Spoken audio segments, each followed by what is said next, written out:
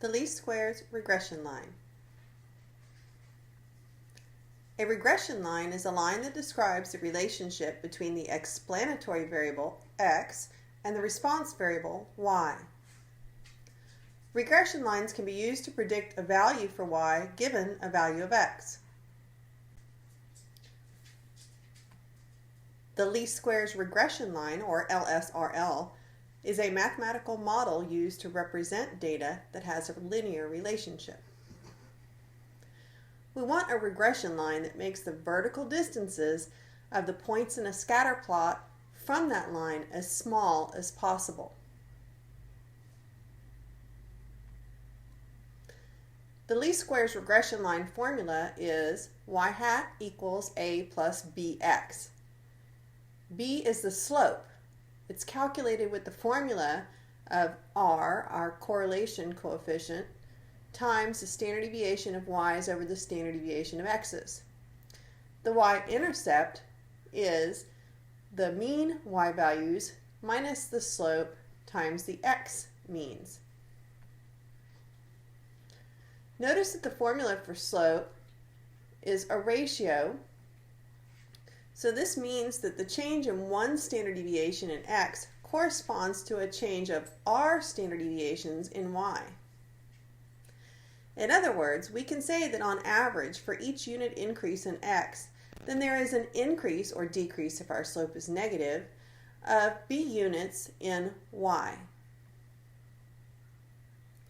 Let's revisit our monopoly problem. Again, we're looking for a relationship between the spaces from Go and the cost of the property.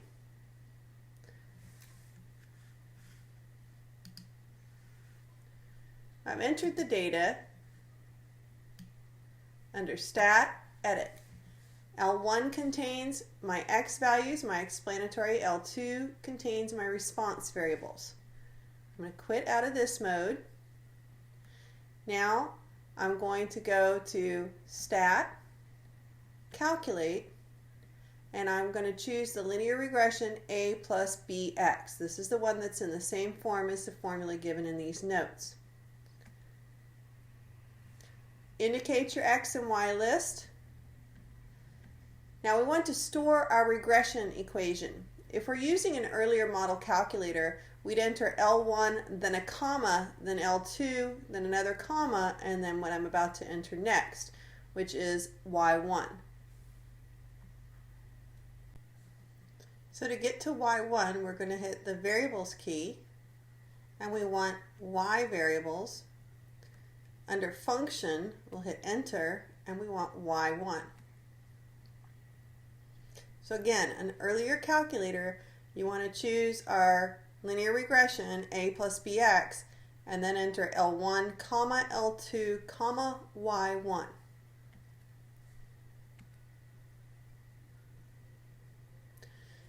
Now recall, we'll only see these values for r squared and r if our diagnostics are turned on. To turn on the diagnostics, you go Second, Catalog, and scroll down until you see Diagnostics on. So here is our model. Our y-intercept is 67.28 and our slope is 6.78. Now the reason why we did the y1 in the equation is for this. If I go to y equals, you'll see there is the equation of my regression line. And when I choose graph, we can see the line with our points. Now we can see a few things about this line. Notice that when we just looked at the scatter plot alone, it appeared that the line should go further up, be a steeper slope. But our slope is a little bit less than that because of these points.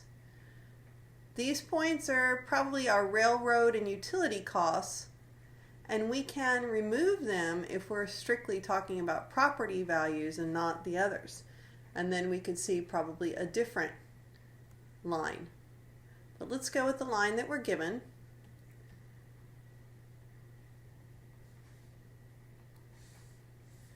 So our LSRL will be written like this.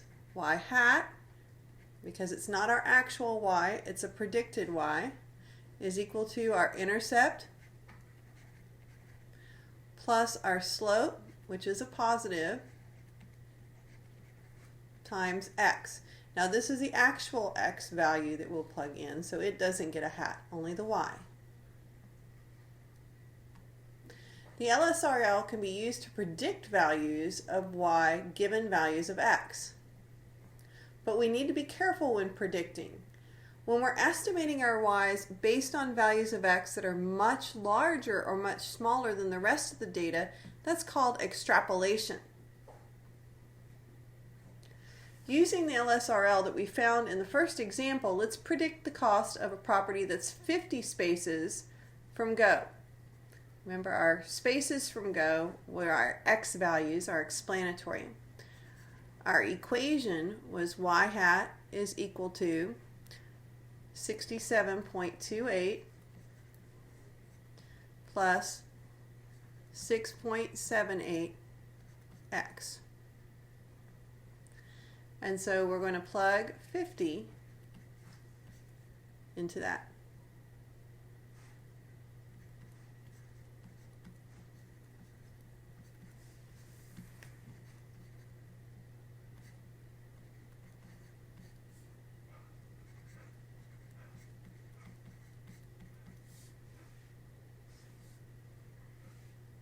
Now, a trick to do this, if you're doing this on the calculator, is to go back and recall our y instead of re-entering everything. So remember our y1, recall the y1 like this. Variables, y variables, enter, enter. And then to plug 50 in it, I just put parentheses 50. 406.51.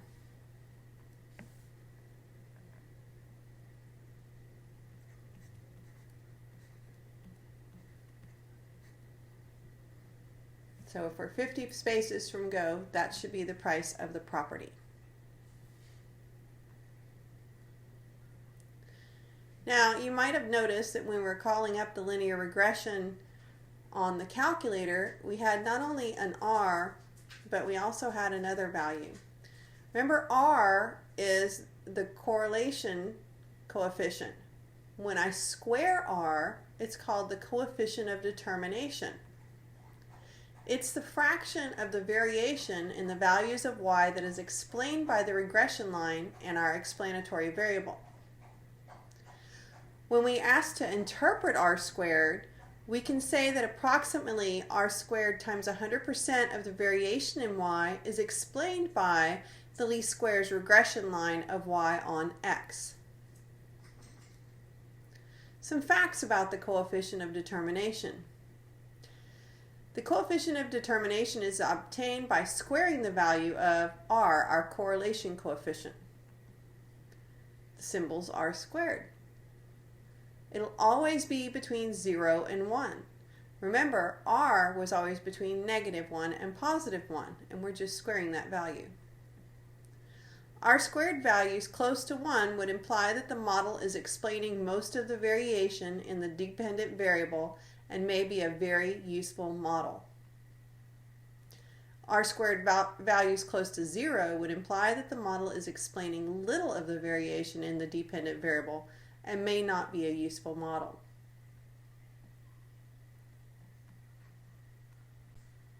Example 3. The following 9 observations compare the Quetelet index x, a measure of body build, and a dietary energy density y.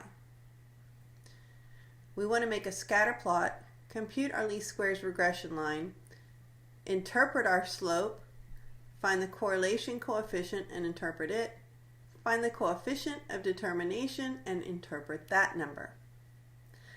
Now, I already have some data that I've entered into L1 and L2, and I want to keep it there for future use. So I'm going to use L3 and L4 to enter my variables this time. I'll enter my x variables into L3 and the y into L4. So again, I've entered my x values into L3 and my y into L4. I quit out of this, Now first, I want to make a scatter plot of the data.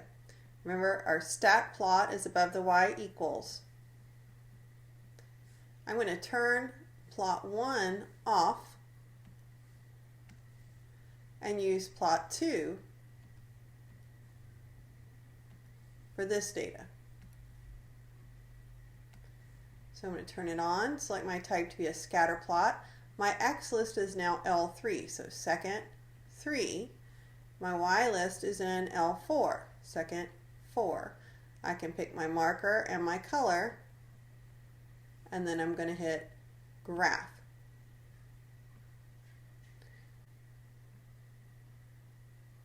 Notice we've got a line going through our data. This is left over from our previous example when we had the Y1 set for our monopoly. I'm going to go over here. If I select the equal sign and hit enter, I've turned off the line. I could also delete it. Now when I go back to my graph, it's blank. Remember, once we do a scatter plot, we want to zoom, stat. Now there's my scatter plot. It looks like we've got a pretty steep positive linear relationship. However, we have this point way over here that might be affecting our line. Let's go ahead and calculate our least squares regression line. Stat, calc, and we're going to choose 8. Our list X values are in L3. Our Y values are in L4.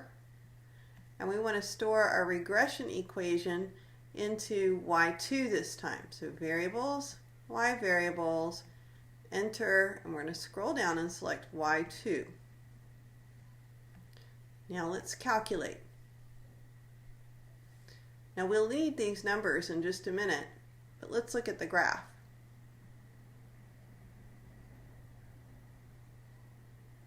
This point did pull our line way off to the side. We can look at that, changing that in just a minute. So we've made our scatter plot. We've had the calculator compute our LSRL. Our interpretation of the slope, now if we use the LSRL that we just found, let's quit out of our graphing mode. Our slope is 0.0073.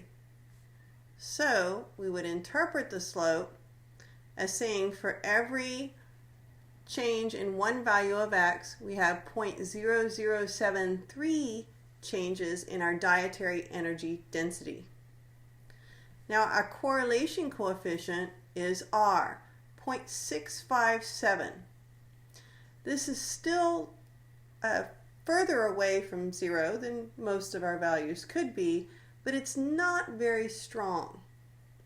And our R squared is saying that only 43% of the variation can be explained by our least squares regression line. So let's go back and look once again at this point that's off to the side. This point right here, and we might need to see it better going to our list. That point is this last data value, the 268.93.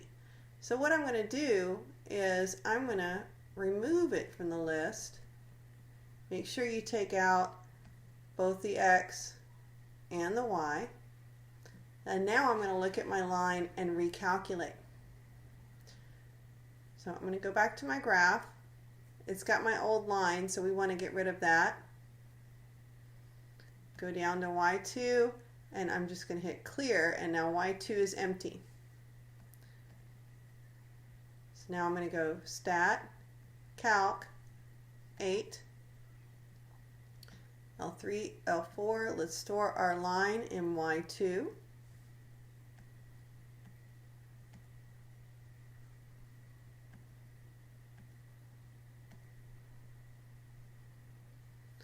Now look at our correlation, 0.91, much closer to 1 than our previous one. let's see what happened to our line. Now this looks much better than our previous one.